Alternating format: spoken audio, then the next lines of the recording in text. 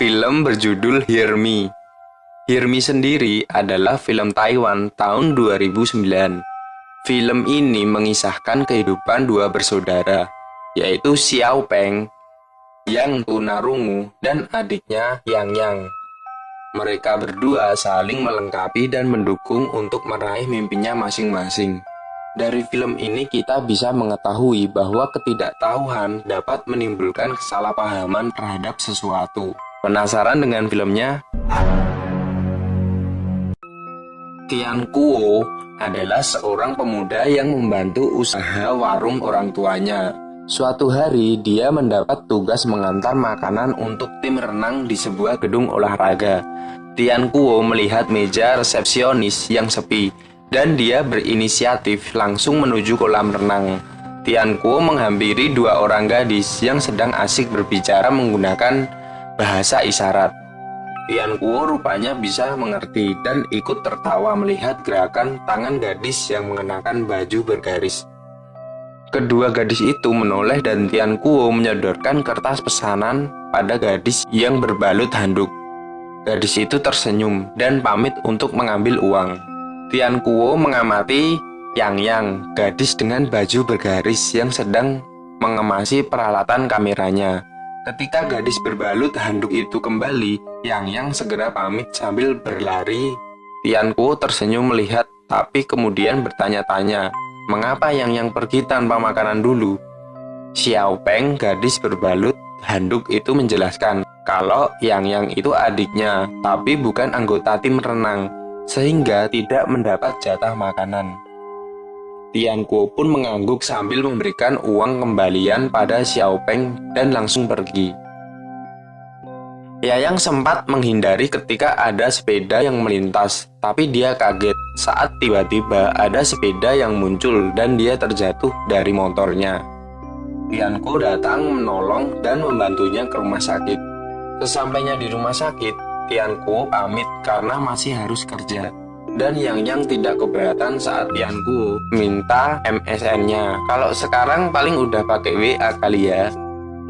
Waktu di rumah, ibu memarahi Tian Kuo karena datang terlambat, sehingga ada pesanan yang dibatalkan. Dan sebagai hukumannya, Tian Kuo harus menghabiskan semua pesanan itu. Ibunya kepo karena Tian Kuo makan sambil tersenyum. Saat mengamati ponselnya, ibunya kembali mengomel. Tapi Tian Kuo menunjukkan bahwa semua makanan sudah dihabiskan.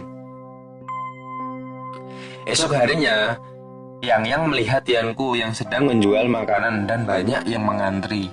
Tian Kuo kaget saat Yang Yang menyapa dan mengajak berkenalan. Yang Yang minta maaf karena kemarin tidak sempat bilang terima kasih dan lupa berkenalan. Tian Kuo pun tersenyum senang dan memperkenalkan diri sebagai Tian Kuo. Tian Kuo meminta izin agar bisa memotret Yang Yang dan gadis itu tertawa manis. Yang Yang penasaran melihat banyak orang mengantri untuk membeli makanan, dan Tian Kuo memberinya sebuah secara gratis. Yang Yang merasa tidak enak, tapi Tian Kuo mengusulkan agar mereka pergi nonton sebagai balasan makanan gratisnya. Yang Yang melihat agendanya dan dia menggeleng-gelengkan kepala karena harus bekerja. Hal itu membuat Tian Kuo agak kecewa. Tian Kuo sedang menatap layar komputer di kamarnya sambil ngomong sendiri. Dia agak sebal karena Yang Yang tidak pernah online. Ibunya yang melihat putranya ngomong sendiri langsung mengomelinya.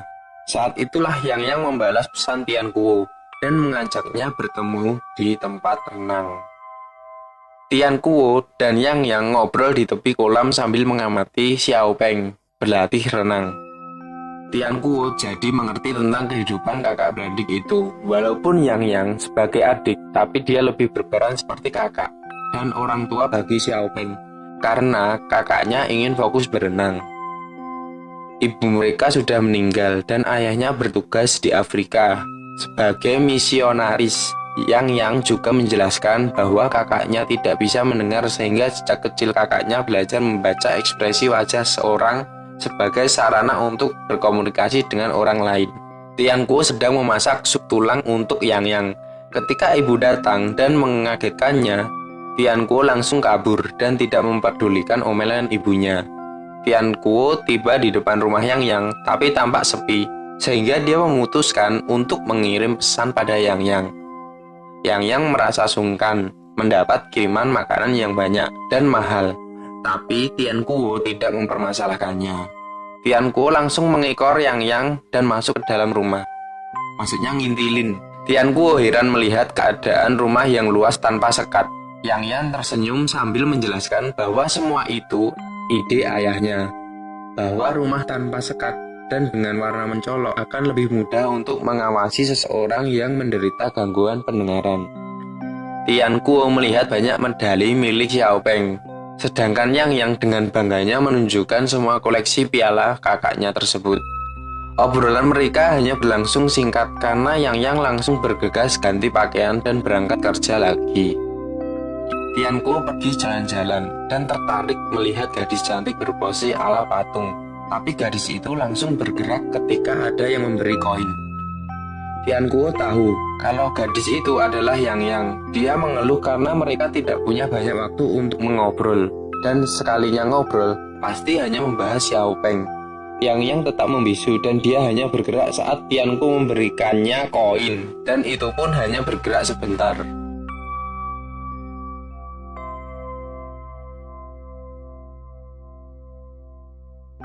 Sementara itu, Xiao Peng pulang dan membereskan rumah. Dia kelelahan, tapi puas karena hasil latihannya memuaskan dan pelatihnya juga memujinya. Xiao Peng tertidur dan tidak menyadari ada kebakaran di sekitar rumahnya.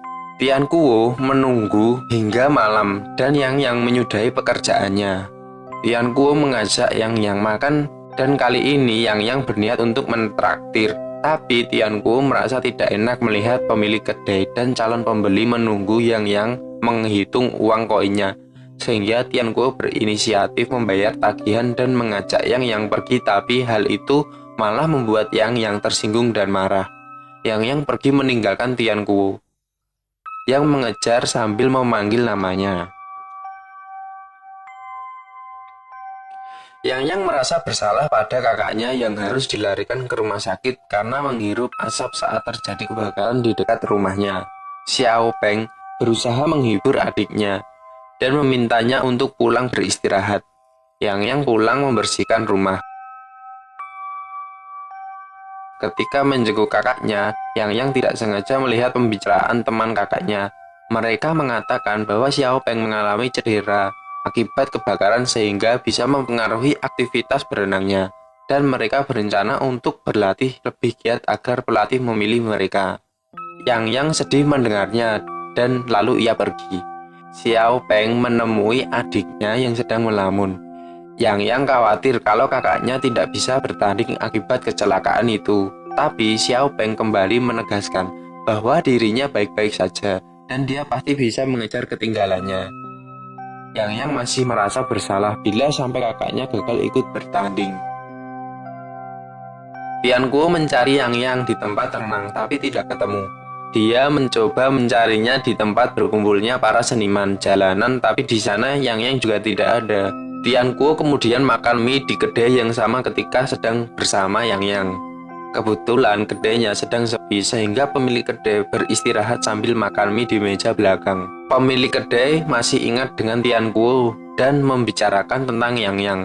Tian Kuo kesal karena mereka seolah-olah mengejek Yang Yang. Tian Kuo lalu pergi sambil menumpahkan uang recehan di meja. Tian Kuo mencoba mengirimkan SMS tapi tidak dibalas karena Yang Yang sedang mengawasi kakaknya berlatih sendirian. Yang Yang agak khawatir karena kakaknya terlalu memaksakan diri untuk berlatih.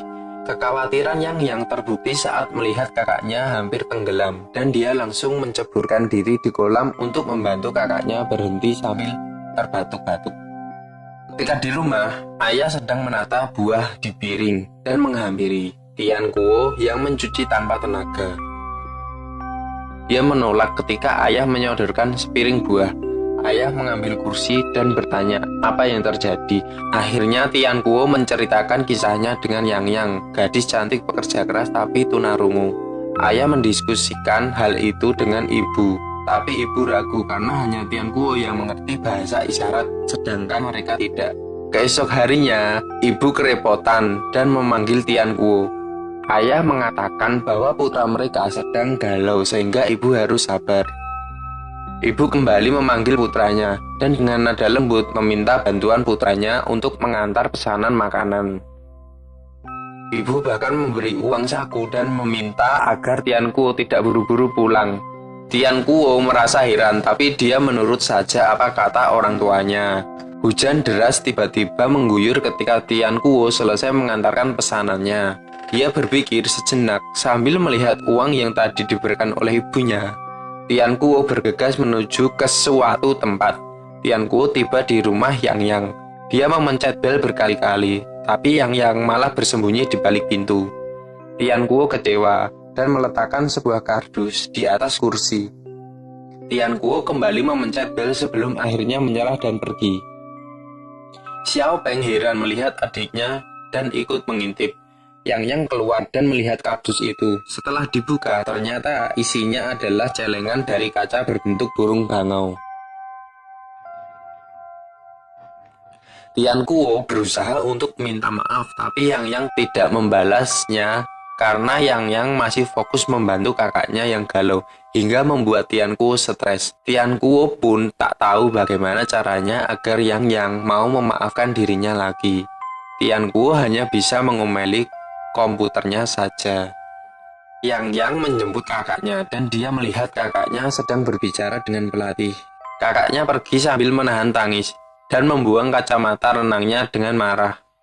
Dia bahkan tidak menghiraukan raut bingung di wajah Yang Yang. Xiao Peng mandi sambil menangis kecewa. Ada teman mengajaknya untuk makan bersama sepulang latihan dan Xiao Peng mengiyakan. Yang Yang masih menunggu dan ketika melihat Xiao Peng, dia bergegas mengajaknya pulang, tapi Xiao Peng malah membentak dan menyuruhnya pulang. Yang Yang akhirnya pulang sendirian. Yang tidak tahu apa yang terjadi pada kakaknya. Dia kian sewot saat melihat Tian Kuo ada di depan rumahnya dalam balutan kostum pohon. Yang mengatakan bahwa mungkin mereka tidak cocok, tapi Tian Kuo tidak mau mengerti dan terus mencoba memencet bel agar Yang mau keluar dan bicara padanya, tapi Yang tidak mau keluar rumah lagi. Tian Kuo terpaksa pulang dengan kostum anehnya. Yang sedang memasukkan uang recehnya ke dalam celengan. Ketika mendengar kakaknya pulang dalam keadaan mabuk, Yang khawatir, tapi Xiao Peng malah kesal karena merasa dikasihani dan menjadi beban adiknya. Yang minta kakaknya menjelaskan apa yang terjadi dengan wajah sedih. Xiao Peng mengatakan bahwa pelatih memberitahukannya kalau performanya kian menurun. Artinya dia tidak punya kesempatan untuk ikut lomba tahun ini. Xiao Peng kecewa karena usaha kerasnya selama ini sia-sia. Yang merasa bersalah dan meminta maaf, tapi hal itu membuat Xiao Peng kian kesal karena adiknya tidak mengerti apa maksudnya. Xiao Peng merasa malu karena selama ini Yang selalu berkorban untuknya, tapi dia tidak bisa memberikan hadiah medali untuk adiknya. Xiao Peng berharap bila dirinya menang dan mendapat hadiah uang, maka uang itu bisa digunakan untuk membayar hutang, tapi kini dia malah tidak bisa ikut lomba. Yang tidak mempermasalahkan hal itu karena dirinya bangga memiliki kakak seperti Xiao Peng. Yang tidak keberatan merawat kakaknya karena dulu Xiao Peng selalu membelanya ketika dirinya diganggu anak lain. Yang bertanya apakah Xiao Peng bersedia menjadi kakaknya lagi bila mereka terlahir kembali. Xiao Peng tak kuasa membendung air matanya dan tersenyum. Mereka akhirnya berbaikan dan berpelukan. Yang sedang memasukkan uang receh ke dalam celengan ketika ada pesan dari Tian Kuo. Dan akhirnya mereka ngobrol lewat MSN. Yang melirik kakaknya yang tidur dan dia memilih berbaring di samping kakaknya daripada membalas pesan Tian Kuo. Lagi-lagi Tian Kuo bingung melihat sikap Yang kembali mengacuhkan obrolan mereka. Tian Kuo kembali mengomel dan dia langsung tertegun saat muncul wajah Yang di layar komputernya. Tian Kuo ingin mencium gambar Yang, tapi Tian Kuo mengurungkan niatnya dan melihat sekelilingnya. Dia takut ibunya tiba-tiba muncul. Setelah memastikan aman, Tian Kuo mencium layar komputernya. Tian Kuo menjadi salah tingkah sendiri setelah menyadari apa yang telah dilakukan, dan apalagi setelah komputernya menjadi rusak akibat ulahnya. Paginya, Yang Yang dan Xiao Peng pergi melihat kumpulan bangau. Mereka saling bercerita tentang masa kecil mereka. Dan Yang Yang mengatakan bahwa ada seseorang yang memanggil sebagai burung bangau. Xiao Peng menduga bahwa orang itu adalah Tian Guo. Sebagai kakak, Xiao Peng mendukung adiknya bersama Tian Guo, tapi Yang Yang menolak karena dia mengira Tian Guo juga tuli seperti Xiao Peng. Xiao Peng ikut sedih, tapi dia tetap menyemangati adiknya agar berterus terang pada Tian Guo, karena dia tak ingin adiknya terus memikirkan dirinya. Yang Yang harus memikirkan kebahagiaannya sendiri. Tian Guo pulang setelah mengantarkan pesanan makanan. Dia heran melihat ayah ibunya duduk berhadapan sambil mengamati sebuah amplop di atas meja. Ibu mengatakan amplop itu untuk Tian Guo, dan Tian Guo langsung membukanya.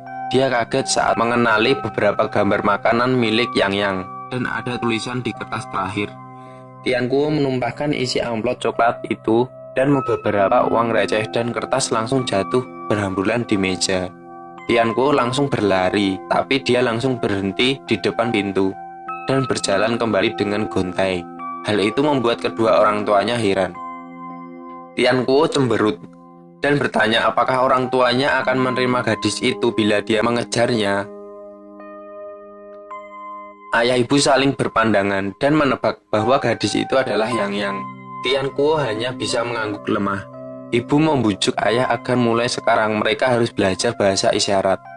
Ibu beralasan bahwa dirinya merasa lelah harus ngomong terus dengan suara lantang. Dan ayah beralasan bahwa kadang telinganya butuh istirahat dari suara berisik. Tian Guo langsung bersemangat mendengar persetujuan orang tuanya. Dia langsung mencium kedua orang tuanya dan bergegas pergi menyusul Yang Yang. Tian Guo memacu motor tuanya, tapi motor itu akhirnya mogok kehabisan bensin. Akhirnya Tian memikirkan motornya dan berlari. Tian Guo melihat Yang Yang membenamkan wajahnya di kolam. Tian Guo mendekat ketika Yang Yang mengangkat wajahnya dari kolam.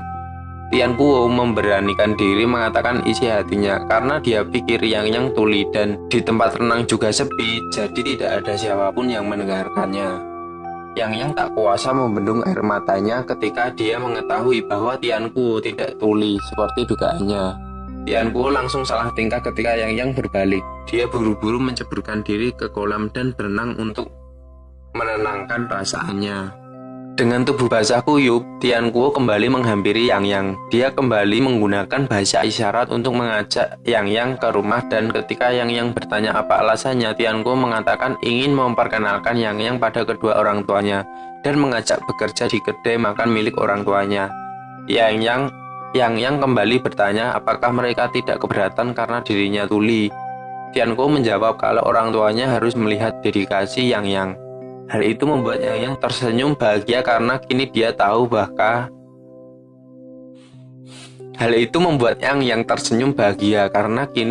bahwa Tian Guo adalah lelaki normal. Pada hari yang sudah ditentukan, Tian Guo datang menjemput Yang Yang. Yang Yang terus tersenyum dan pelan-pelan melingkarkan tangannya di pinggang Tian Guo. Tian Guo tidak kalah bahagianya. Mereka tiba di kedai dan tanpa ragu Tian Guo berteriak memanggil kedua orang tuanya. Ayah ibu pun muncul dalam baju yang rapi. Bahkan ayah mengenakan dasi. Mereka tersenyum melihat Yang Yang dan Tian Guo memperkenalkan mereka. Ayah berbisik pada ibu dan memuji kecantikan Yang Yang. Ibu tersenyum mengangguk dan mempersilahkan mereka semua untuk duduk. Ibu meminta ayah untuk mengambil tulisan yang sudah disiapkan.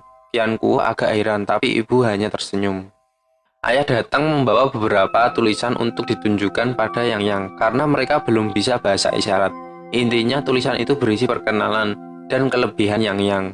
Tian Guo merasa kedua orang tuanya terlalu berbelit-belit dan membuatnya malu di hadapan Yang Yang.